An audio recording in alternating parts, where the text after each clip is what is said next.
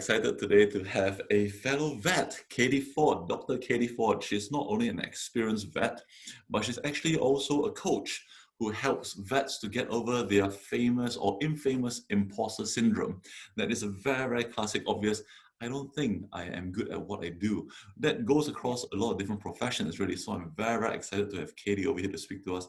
Thank you, Katie, for hopping on this call with us.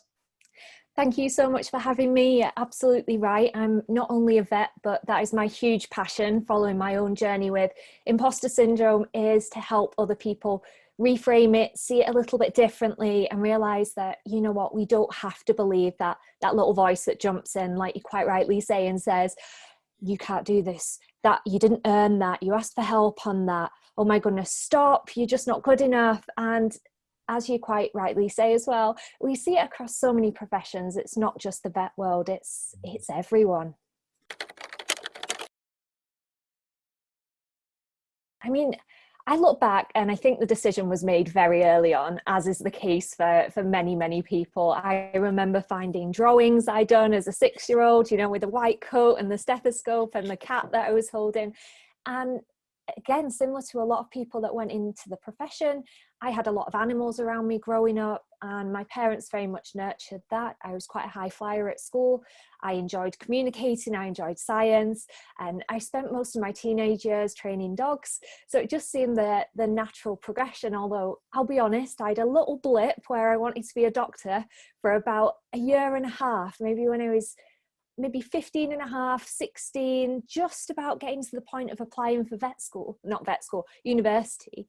And it's because when I was 16, I had an awful incident with my ruptured appendix. I was in hospital for a very long time. And I talked to the doctors and they were all like, why do you want to be a vet when you could just be a doctor? And I was like, I guess maybe, yeah, that could be right. And when I got to college, my chemistry teacher actually said to me, you wanted to be a vet for all these years. Why have you changed your mind? Like, why have you given up on it? And I thought, I don't know. Why have I given up on it?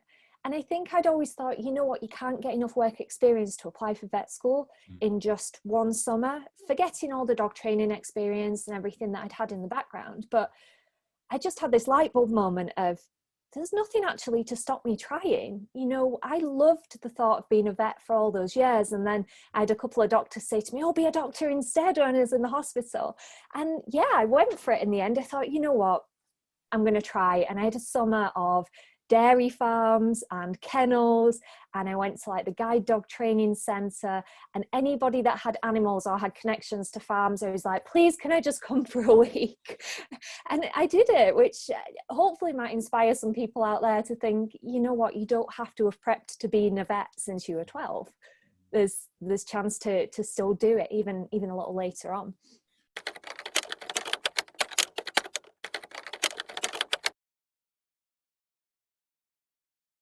I think one of the main challenges for me was going from high school and college being the high flyer all the time to getting to vet school and everybody being like that. Everyone was a high flyer.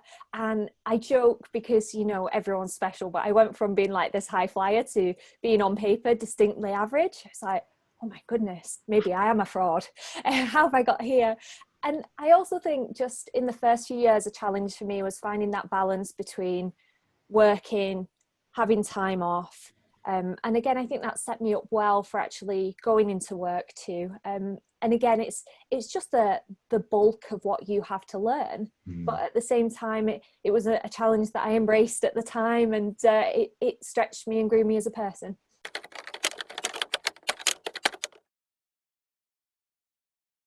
So I had a pretty interesting first job in the fact that what actually happened when I was in my final year of vet school, I applied for the internship at Royal Vet College and I was offered it. And a couple of days later, I had a proper wobble because I was at the time seeing practice as a student in mixed practice.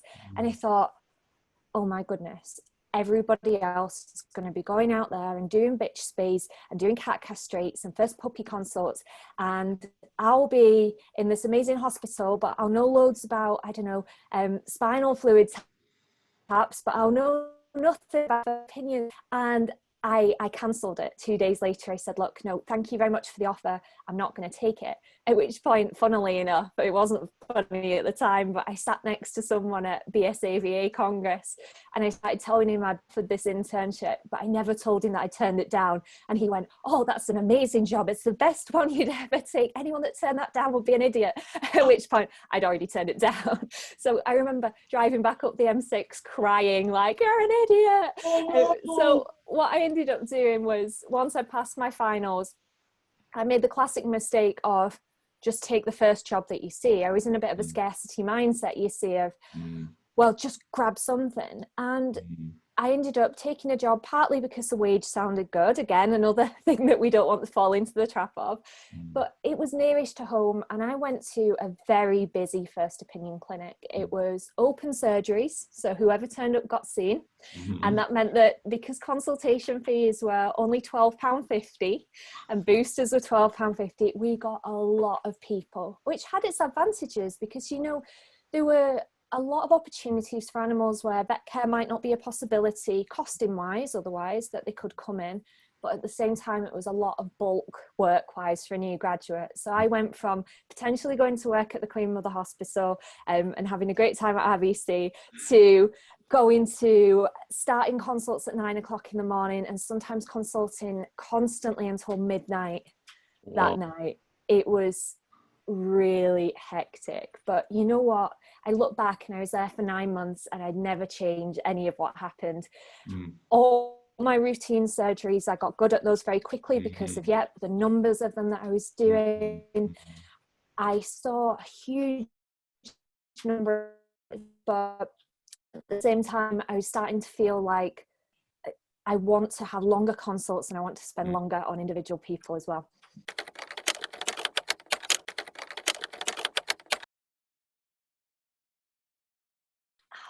That's a tough question. You know, I've been out for 8 years now, and I feel like I could probably have been better prepared in the way of realizing that autonomy of me being in charge of cases. Because at vet school, when you're shadowing clinicians and it's their case and you go and read up all the information behind it and why they've made those choices, is very different from when you're in the actual position of, right, it's your choice to make. But not only are you not in a referral center where there's all these possibilities and gold standard is often the first choice, we've also got money factors added in there, we've got individual patient factors, we've got client preferences.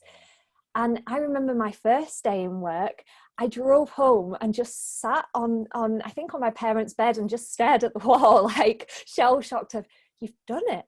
And it was only a half day. They'd very kindly set me up with a half day for my first day. I don't know, goodness knows what happened when I drove home. I probably drove through every traffic light going, because I was just like, oh, I've done it, I've done it, I've done it. So I think in some ways they probably did set me up well. But in other ways, I think that it was a lesson that I needed to learn when I got out there too.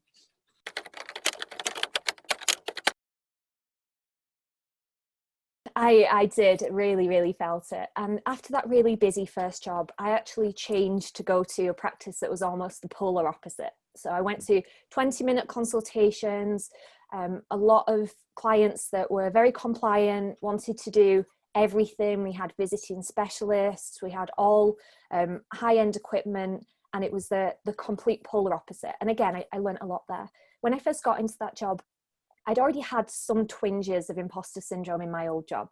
I started getting that little bit of a niggly voice coming in saying, stop asking your boss for things. You should know how to do this by now. So then I started finding other places to get help, like ring the lab, look in the textbook, go and look up some videos or some CPD. And then every time a success came in, almost that little inner narrative would jump in again and say to me, yeah, but you only got that because you asked for some help on that. You know, it's not really your win. The specialist told you what to do. You were just the middleman. And as time went on, I became so terrified of having any mistakes or any failures that I used to try and remedy this by staying in work longer. So externally, when I was in my second job, time had gone on and I built up this loyal client base, and I was getting gifts and presents every day, but I never felt like I earned any of them. I felt like I had so many complaints that were waiting to happen for things that I'd fixated on being a fault, but I'd get a thank you card and not a complaint, and I couldn't quite work out why that was the case. But for me, with time and this progressed, it became very unsustainable. I'd jog past work just so I could go into work and see, have any of my cases come back in? Has one of the other vets had to see it and found something that I missed? And then they'll think that I'm this big fraud and that I didn't actually know what I was doing. And imposter syndrome itself isn't a mental health condition. It's a reaction to a set of stimuli. So that might be an achievement, or that might be a progression, or that might you being in a certain job role. But it can progress with time through anxiety and depression. And that's what happened for me. I felt like on the outside, everything looked great. I was studying for my certificate at this point, which I then subsequently got. I was a senior vet. I used to give client evening presentations. I was on the radio. I had a brand new car and a nice house. And, you know, it looked like it was sorted, but I felt like the proverbial swan gliding across the lake. You know, my legs were kicking like crazy. And I was like, one day they're going to find out that I don't actually know what's going on. And that for me did progress, like we say, to a lot of anxiety and feeling very, very bad towards myself, really, and quite a dark place at times too. And that was really something that I started opening up the message and talking about a lot more, because I felt like I was the only one that ever felt this way. I felt like my life was this big cover up. I was making this huge armory of qualifications that I could hide behind. You know, if I've got a certificate, I played a lot of it'll be okay when. It'll be okay when you've been a year qualified. It'll be okay when you've been 2 years qualified. It'll be okay when you've mastered the bitch spay. It'll be okay when you've got your Cert AVP. It'll be okay when you're a partner in the practice. It'll be okay when. And I just couldn't understand why I could never let myself be happy. And I thought this was like a fault and was only me. And that's what really led me on to finding a lot of methods that helped me for imposter syndrome. And that started with CBT, cognitive behavior therapy, via the doctor, just because my old boss came to me and said, I'm really worried about you. I don't know how to get you to see how brilliant you are. You're the best vet I've ever had, and you can never, ever see it. And I was like, she's just saying that. She's just saying that. She's making that up. You know, it can't be true. She's not had that many vets. Maybe she's had like 10. Maybe she just had a bad batch, you know, perhaps that makes me the best of a bad bunch, and all this rubbish that we tell ourselves. But I thought, you know what, if she's worried about me and I haven't actually told her how worried I am about myself, maybe I need to reach out and get some help on this. And that was more of a point of like anxiety and depression type signs, but it started with imposter syndrome. And as I learned more about CBT, and I actually learned a lot more like personal development and self-development lessons, I realized, you know what, actually there's a lot of things that if I'd known these at the beginning, that would never have happened so badly. And I started posting on Instagram and just saying to people, you know what, this is how I used to feel. And quite often now I choose not to believe it, or I reframe it, or I see it in a different way, or you know what, it's okay to ask for help. You don't have to know everything yourself. Having a failure doesn't make you a failure. Making a mistake doesn't make you a mistake. You know, we're all going to make some mistakes at some times, and it's what we do afterwards that is the important thing. It's not the making of it in the first place. And so many people were coming to me and saying, oh my goodness, I thought it was just me. That story resonated with me so much. And eventually I went on to train in the methods that really helped me. So I did some qualifications in CBT, not to train other people in CBT and do therapy, but just to understand it more. I trained in coaching. I've been mentored by a Proctor Gallagher consultant for the last 3 years. And all of these bits I've just enjoyed then sharing with the vet world. And my Instagram following grew. I think I've got like 11,500 people on there now. I've spoken at various events, and it just became a passion. You know, I did my internal medicine certificate, and I thought that's the path that I'd go down. I thought that I'd go and work in a referral centre and become a resident and a specialist. But when I stepped back and realised how much of a difference knowing these things and knowing that I'm valuable and it doesn't just sit on being a vet, and that life isn't just a performance related experience, we're so much more than our job title. It's a brilliant part of us, but it's a part of us.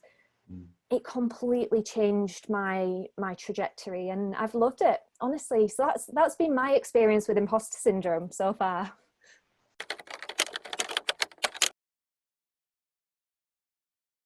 So imposter syndrome was first written about in 1978 by Pauline Clance and Suzanne Imes. Mm-hmm. But we know it will have been around before then, because it's a feeling of being fraudulent. And they at that point saw it in high achieving women, but since then papers have come out to say it equally affects men and women too. Mm-hmm. And they think that a lot of the roots of it are in our belief systems. So things that we either believe about ourselves, about success, or about failures. And I often think of a lot of those belief systems we wouldn't choose almost make up that little negative inner critic. So the belief systems they theorized, Clance and Imes, were that a lot of it can stem from childhood. So if you've had a high achieving sibling that maybe you've been compared to a lot by parents, and even if you've got as good as them, then they're just like, oh, they're the smart one and you're not, and you're like, oh, I didn't really earn it, and so on. So that's one. The second sort of model that they theorized was whether it's that people have been labeled as the high achiever, you know, the baby that they say, oh, you were walking really early and you read before anyone else and you're just naturally brilliant. And then we end up having this pressure of, I have to be naturally brilliant at everything, instead of that growth mindset of, you know what, people are good at things because they've worked hard at them.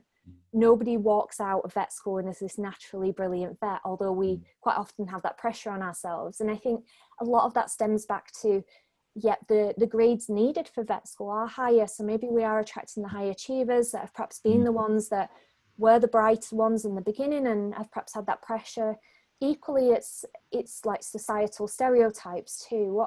What is our view that we've been exposed to of maybe what a vet should look like, or what someone else's career should look like? Is it that we all think that a vet should be like James Herriot, and therefore we've kind of got this, oh, well, I'm not very much like that? Or what's our stereotype of what maybe a clinical director in a vet hospital should be like? And if we don't match it, do we start feeling like a fraud? So that's sort of the origins of it. There are a lot of different beliefs that can add into it. Again, that comes to like beliefs about success. Do we truly believe, because we've always been told that success is just if you do something solo, or is it if you do it with speed and with ease? Failure, is failure a bad thing? Is failure a fault? School tells us to compare and compete all the time, which again kind of adds into the, well, I've done all right, but I didn't do as well as everybody else, so maybe I am a fraud.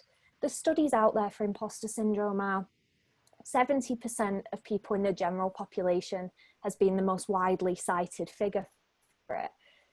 The others that I find, it's up to 85% of people. So whilst yet we think about high achievers, at the same time, it can be anyone. And I've spoken to people that are cake makers that feel like frauds because they don't have any qualifications in cake making yet have made brilliant cakes. I've spoken to people that are airline pilots that have got imposter syndrome. I've spoken to people that are medical doctors, dentists, vets, shop owners. It's so wide reaching, but a lot of it does come down to our beliefs of, like we say, what we think that person should like when they what that success should look like. And also just realizing that it's so wide ranging and can manifest in quite a few different ways too. Another group of people I'd like to add to that would be parents, mothers and fathers. It's like, how do I know what to do to raise a kid? I haven't got an instruction manual. So there is certainly one big area. Yeah, and I can imagine that again comes down to that stereotypes, doesn't it? Of we think because we watch other people look like they're doing brilliant at it, but we never see like what's going on internally, that we're like, they've got it sorted, they know what they're doing. And the reality is they probably don't know either. They probably look at you from the outside, they've got it sorted too. So a lot of imposter syndrome benefits to helping with it are just talking about it too. You know, yeah, I feel like I'm making it up as I go along. I know I'm not. And we're not born with an instruction manual, like you say.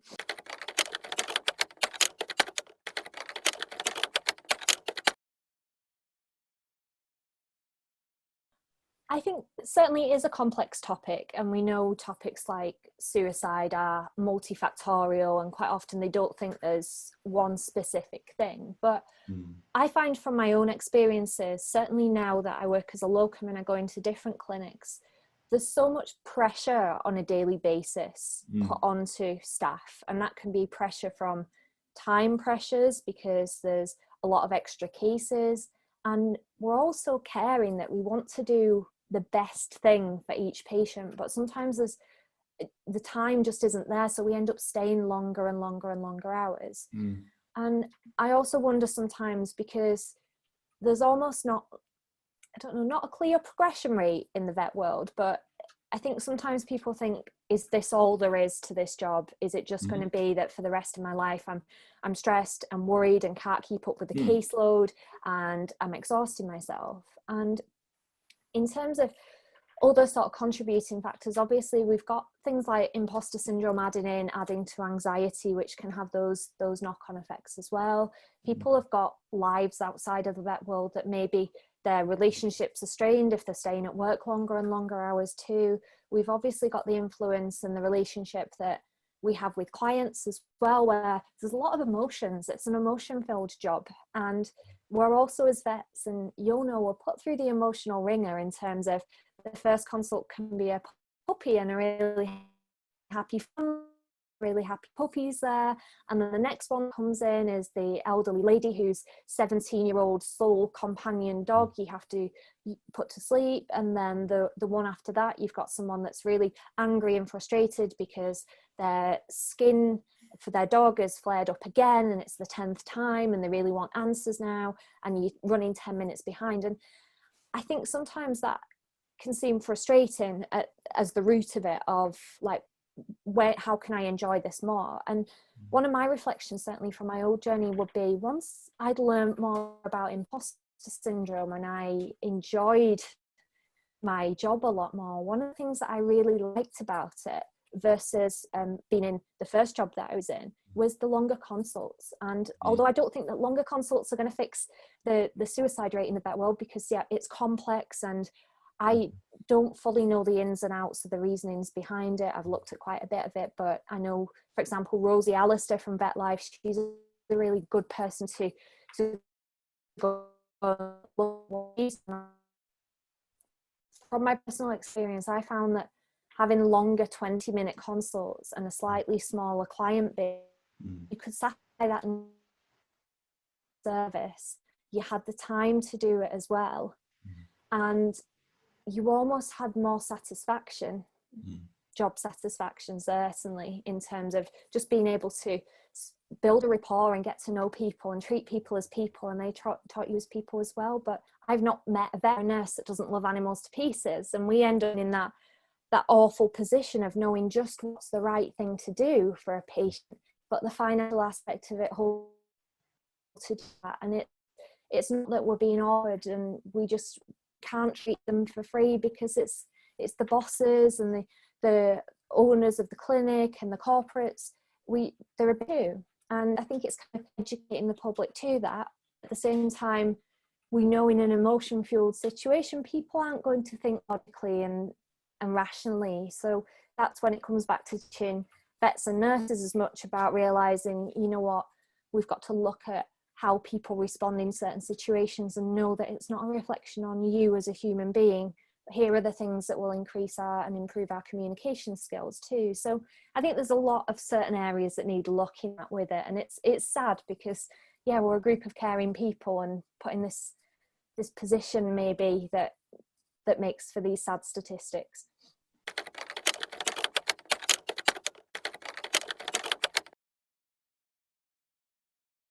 No. I think maybe because people are so used to going and seeing that purchase of an object somewhere, and that the person that you give the money to, they think of as then earning or having that. And I think they don't realize that vets and nurses are often salaried, and that there's a lot of overheads as well. I don't think people realize like how much cost there is actually associated with not only the running of a practice, but the cost of drugs and so on. So I think there's a perception that vet treatment is expensive, and I think a lot of that perception comes from the fact that people aren't aware of how much treatment actually is on the NHS. So in the UK, we're lucky that we've got a funded health service, but people think that an X-ray is free. So I think there's that comparison almost. I also think that maybe people think of it up in the high flying categories of professions alongside like vet, dentists, medics, and they think that we're going to be on a par wages wise with them too. So maybe it does come from that. And one of the things that I always find is quite a nice anecdote just to tell people when they'll say to me, oh, I've been to the vets and it's this much and it's so expensive and the vet thinks I need this scan doing. And I just say to them, you do know that most vets are salaried. And I said, you know, they don't get a bonus for how many scans they book in for the week. I said, they'll get paid the exact same amount as whether they tell you they think your dog needs the scan or whether they don't. They're actually telling you that because they genuinely think that that will be the best thing to do. Not because they're going to get a £50 backhander from that or because that's going to be their Christmas sorted. It's really not. And then they're like, oh really? You're like, yeah. They get paid the same amount. Like I used to get paid the same amount whether I stayed 3 hours late at work or not. I was just doing it because I was trying to cover up the fact that I thought someone was going to find me out and I wanted to do as good a job as I possibly could, but I didn't get paid more for that. You know, on an hourly rate, I was probably paid less than minimum wage at some points, the amount of time I used to work. Yeah, I totally second that. So just to share with you a little bit of my experience in my first year, I actually calculated with all the hours that work, how much was I paid, and it turned out to be something like £3.25 per hour with all the on-calls and things Wow. like that. Exactly. It doesn't But surprise me. yeah.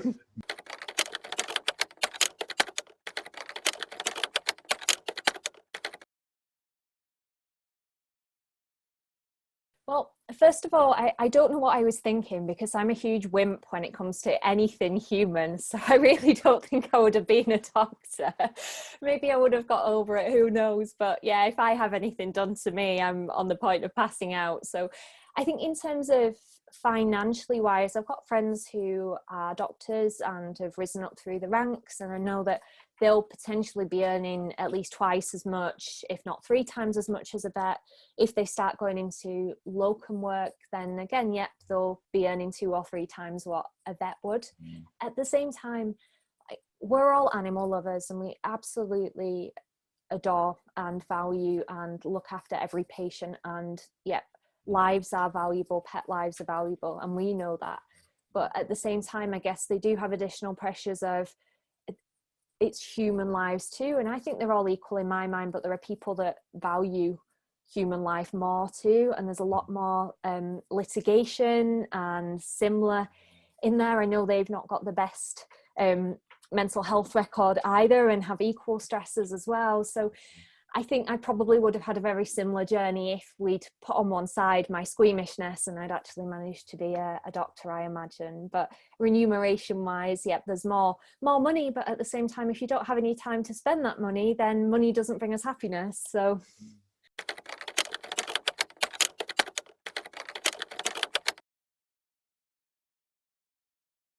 it's a tricky one. And you know, the irony is I was asked this in my Bristol vet school interview 8 years ago as well.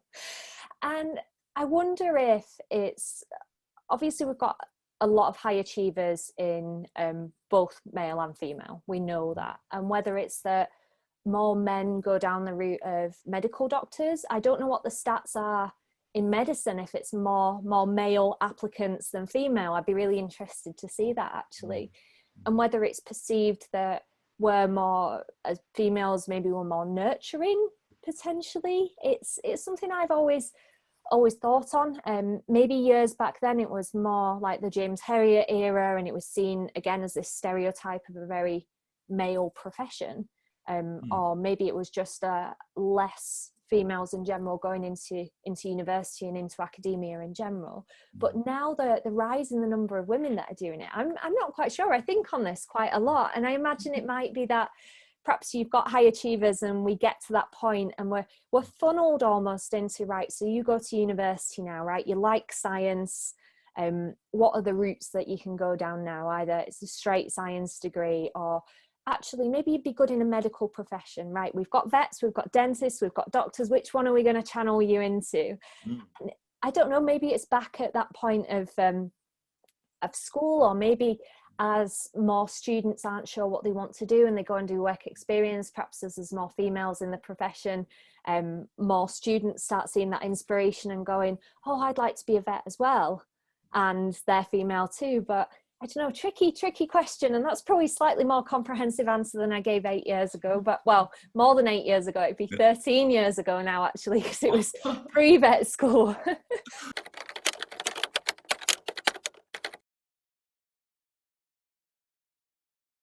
I'd like to see more smaller practices, but more bespoke. Because I found that certainly when I worked in a practice where there were 2 vets, we had 20-minute consults, we provided a high level of service. I, as a vet, loved working there in the end because I knew everybody, I built bonds, they trusted me, that gave me more job satisfaction. And it also meant that if you had more practices, there'd be lower caseload for each of them. But at the same time, there might even be a higher spend because of just the fact that you've got time to educate people. I talk about this a lot in terms of when I talk about 20-minute consults. People say, oh, well, you can only get half as many consults in there. And I'm like, no, but you can educate people well. If, for example, I've seen it as a locum, the pressure that people are under. You've got a 10-minute consult and the dog's got a lump on the side. And you say to the client, look, we can never tell what anything is from the outside. We'd usually suggest fine needle aspirate, cytology, but we've only got 10 minutes here, so you're going to have to book in tomorrow and have that done, or next week, and it'll be this much money, etc. And they go, oh, well, I think I'll just keep an eye on it instead. And then in the notes, you have to put declined cytology, declined histology, etc.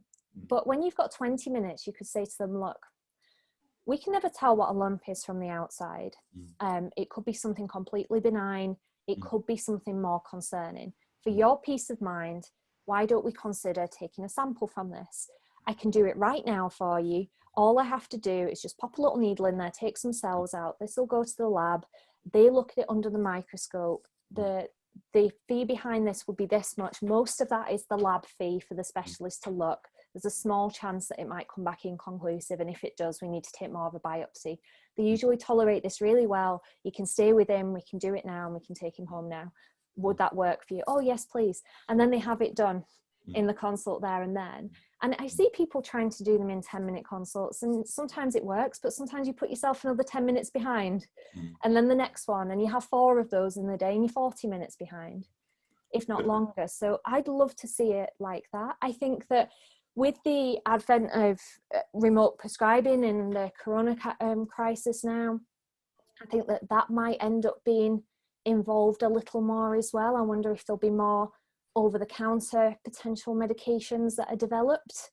I wonder if perhaps there'll be more of a focus on some vets working from home more and doing more sort of video consultations, but perhaps from their practice with their clients as follow-ups.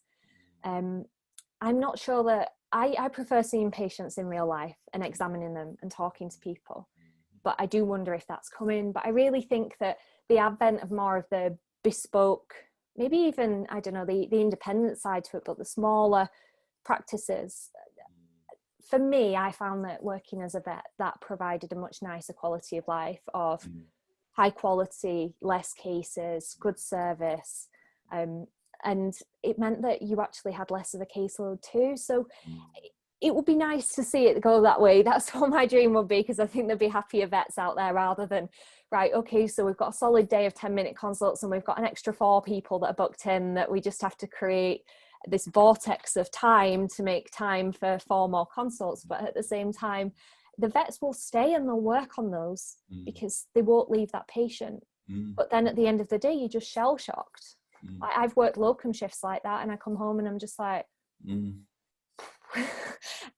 But when I used to do my 20-minute consults and have shorter days and perhaps more flexible working hours, and getting that more of a balance between this is the vet part of me and this is the parent part of me and this is the I don't know, running part of me and this is the just sitting and being part of me, and we embrace that, then I think we'd probably have a lot less of that attrition and a lot more of people finding that they could make the career work for them rather than just thinking I don't fit this mold and I'm going to either jump out and go and do something else, or leave the profession.